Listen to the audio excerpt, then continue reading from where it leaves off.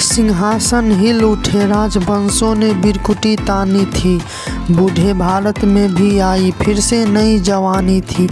गुमी हुई आज़ादी की कीमत सबने पहचानी थी। दूर फिरंगी को करने की सबने मन में ठानी थी। चमक उठी 57 की वह तलवार पुरानी थी।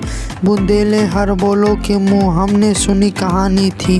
खूब लड़ी मर्दानी वो तो झांसी वाली रानी थी। जी हाँ दोस्तों, आज हम झांसी की रानी लक्ष्मीबाई के बारे में बताने वाले हैं। लक्ष्मीबाई के बारे में तो आप सब सुने होंगे, लेकिन मैं आज एक अलग ही अंदाज में बताने वाला हूँ। इसे आपको ज़रूर सुनना चाहिए। ओके दोस्तों, बात तब की है जब पूरे भारत में अंग्रेजी हुकूमत था।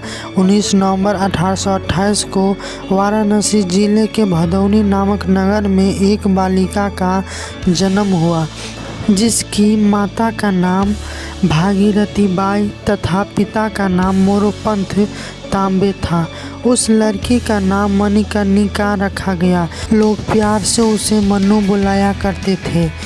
मनु जब 4 वर्ष की थी तब उनकी मां की मृत्यु हो गई। घर में देखभाल करने के लिए कोई नहीं रहा। मोरोपंत तांबे एक मराठी थे और मराठा बाजीराव की सेवा में थे। घर पे मनु की देखभाल करने के लिए कोई नहीं रहा, इसलिए पिता मोरोपंत तांबे ने मनु को अपने साथ बाजीराव के दरबार में ले गए। वहाँ पे सुंदर और चंचल मनु ने सबका मन मोह लिया। लोग प्यार से उसे छबीली बुलाया करते थे। मनु ने बचपन में शास्त्रों की शिक्षा के साथ साथ शस्त्रों की शिक्षा ली। 1842 में झांसी के मराठा शासित गंगाधर राव के साथ उनका विवाह हुआ।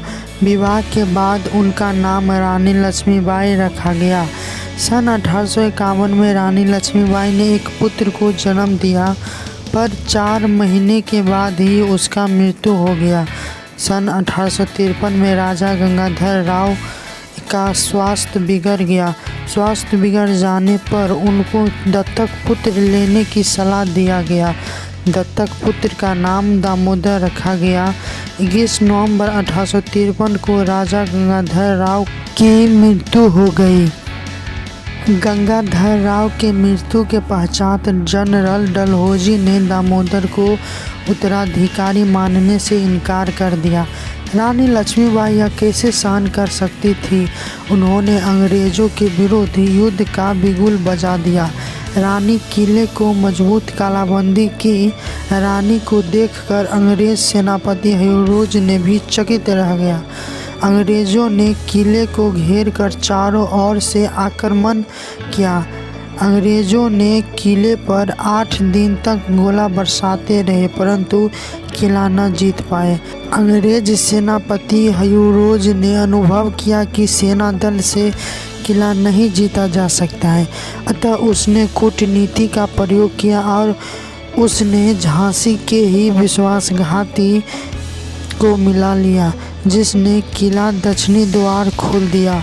फिरंगी सेना किले में घुस गया। उधर रानी ने घोड़े पर सवार दाहिने हाथ में नंगी तलवार लिए पीठ पर पुत्र को बांधे और शत्रु दल संहार करने लगी।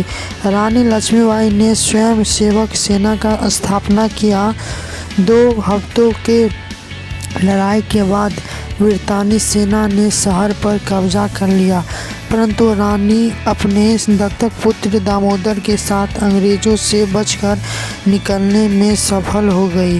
रानी झांसी से निकलकर कालपी पहुंची और तात्या टोपे से मिली। 18 जून 1858 को रानी लक्ष्मीबाई वीर गति पाई। आज के लिए इतना ही, फिर मिलेंगे अगले वीडियो में। ओके दोस्तों, बाय।